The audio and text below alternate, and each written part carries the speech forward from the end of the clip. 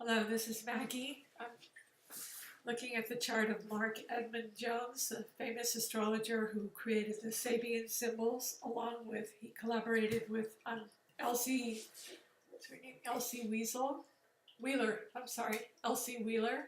She was the clairvoyant, and he used her, and they collaborated, but they're actually published under his name, and I'm sure he referenced her. Yeah, so he's a great astrologer, and I just thought I would look at his chart just to see his psychic ability to have come up with this idea. He just was born under Mars, October 1st, 1888. So at this time, they were really into spiritualism in this country. He was born in the US, um, as was Elsie Wheeler. You know, there were all kinds of spiritualists. It was just a whole movement around that time. Um, so he has the sun in Libra, the moon in Leo, Mercury in Scorpio. He has a Scorpio ascendant. That's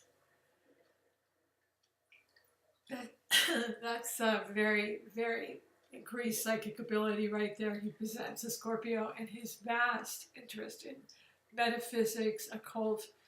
I think he was one of the premier astrologers of his day and today as well. He was ahead of his time. So he has Jupiter in the first house in Scorpio. So Jupiter just expands his scorpionic passion for the occult and for astrology, and just to learn the hidden depths of things. And with Jupiter there, it would expand and give him knowledge that would come easily to him. And I believe he was a teacher. I mean, he teaches everyone through this book, the Sabian symbols. So Jupiter, the ruler of Sagittarius, in this case, in his first house in Scorpio, he is teaching metaphysics and astrology to students. And Carl Jung just loved this book as well. So he has Mars in Sagittarius, and it's opposed to excuse me, it's opposed to Neptune, and Jupiter's opposed to Pluto. So that's publishing. That's publishing about the occult. Publishing the occult. And both Pluto and Neptune are in Gemini. So it was his mission to publish his findings about the occult, and just the fact that they're outer planets, like Pluto likes to plumb the depths. It's the ruler of Scorpio. And Neptune, just sees through the veil, through the illusion, which is what he was trying to do.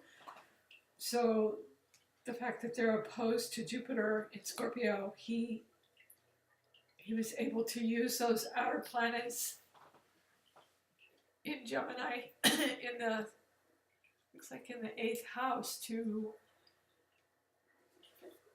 teach and publish his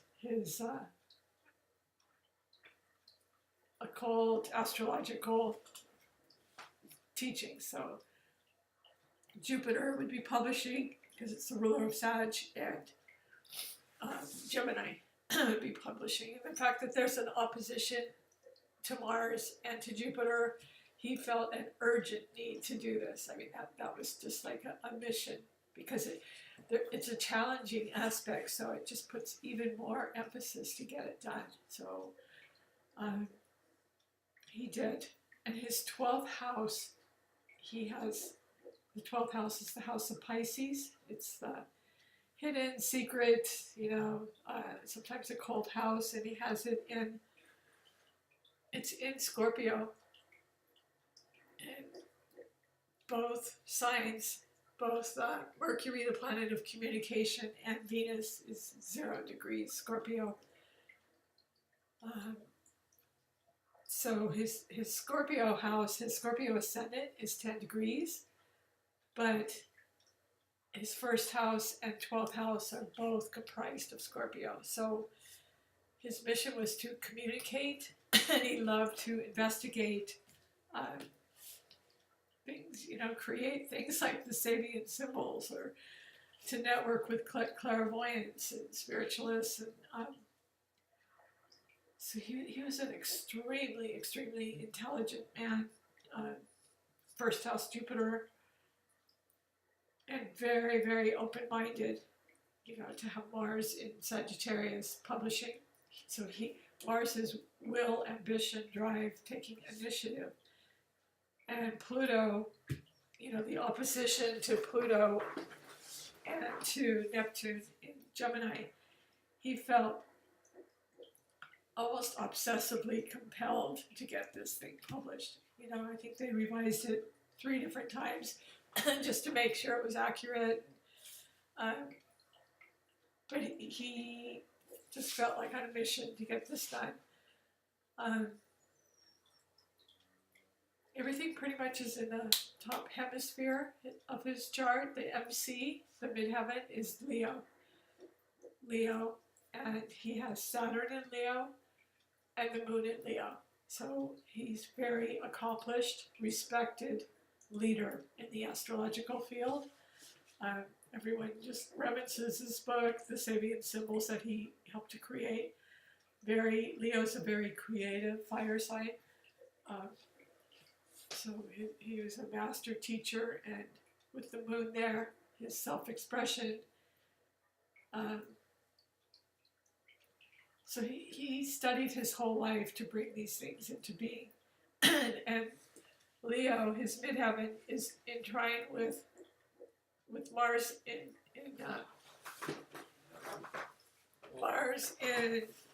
fire, Sagittarius, so that's publishing as well. So Saturn in Leo gave him the endurance, the moon gave him the emotional will to want to do this. He was emotionally attached to this creative project of his, and had the perseverance of Leo, the fixed sign Leo, to see it to completion. And so it was trying to Mars, the planet of Mars in Sagittarius, rather, publishing. So he had the drive. He definitely had the drive. And then he had some sextiles going on between Mars and Libra in his 11th house of hopes and wishes, and that's Aquarius's house. So, and he has Uranus, the ruler of Aquarius, in the 11th house. So that's an astrological symbol. It's conjunct the moon. So being in Libra, he brought it about in unusual, articulate way. The way he presented it was artfully presented, I believe, for people to accept it. So his north node is in water. That jumped out at me too. His north node is 27 degrees Cancer. It's up on the midheaven as well. So his midheaven comprises Saturn and the moon in Leo. His creative project, which great astrologer, and he has Chiron and the North Node in Cancer, so that's extremely intuitive. Water sign in the 9th house, up near the midheaven, so he's bringing his psychic ability and his deep water value system, and highly educated man, just, into the literary circles. He has Mercury, well, I just did that, Mercury and Venus in conjunct Pluto and Neptune. So that was the whole publishing the hidden mysteries. His passion was this book, and because Venus was in the 12th house, he loved it. it probably was a very secret project, being in the 12th house of Pisces. But it's in Scorpio, so yeah, I'm sure they kept it under wraps till it was ready to be released. And Mercury is the planet of communication, so he was formative in bringing these these hidden occult secrets to light through the written, through publishing, and people, just really admire his books to this day. But he's quoted by everyone. So yeah, those are the main things. They're all pretty much fire. He has up in Leo in the midheaven. He has and Mars and Jupiter and Sagittarius. Both of them. That's publishing. The drive to publish. He had to get something published. And the second house, Mars is in Sag, second house. That's value. So he really valued writing, and he felt obsessed to do it because Pluto was in Gemini, so he would not be satisfied until it was done. So water, air, he has the Sun and Uranus in the 11th house of Aquarius. That's an astrological signature there, and with having it in Libra, he was able to put his ideas across gracefully. Because Libra rules beauty and grace and harmony, and everyone accepted his beautiful writing, especially the Sabian symbols. Oh my gosh, those are just landmark. Sorry about the lighting here. And Neptune and Pluto. Were in Gemini. So they're trying to add air. He had a lot of air. So he had the outer planets, Pluto and Neptune in Gemini, publishing, and then Sun, Uranus in Libra. So that definitely helped him with the publishing, to have that beautiful trine. And, so he's got some really nice trines and sextiles, harmonious flowing aspects in his chart. The Sun-Uranus conjunction is very helpful in the 11th house of astrology, and the ruler of astrology right there. But his hidden occult knowledge, is definitely the 12th house and the Scorpio ascendant. The North Node in Cancer up near the midheaven, 27 degrees. And Chiron in Cancer up there as well. And the midheaven, he is a leader. He was a leader and on the cutting edge of astrology. Because he had Saturn there, he was a teacher that is carried on to this day. And the moon would make him, it would nurture him, nurture his pet project, or, he nurtures others through his teaching.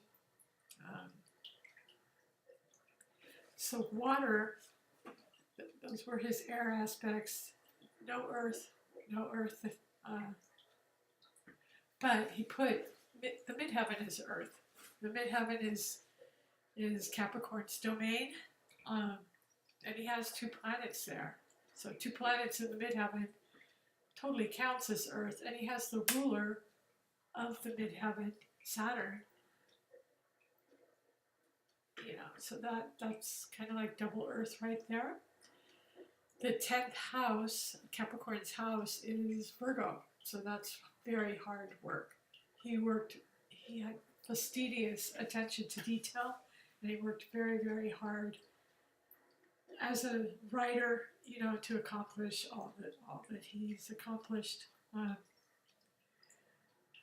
So water, I kind of expected to see a lot of water, and he does have, but without the air, he wouldn't have been published, and without the fire, he wouldn't have had the ambition to write, you know, to get published and get these things done. So the water were the North Node and Chiron in Cancer, and Mercury, Venus, and the Ascendant all in Scorpio in the 12th house. The Ascendant is 10 degrees Scorpio.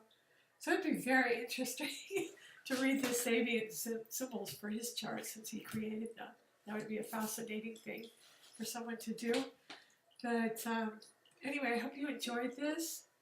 Marc Edmond Jones, you know, if you're studying astrology, he is just quoted everywhere. So he's just a forerunner, a true leader. And he's very much reverenced.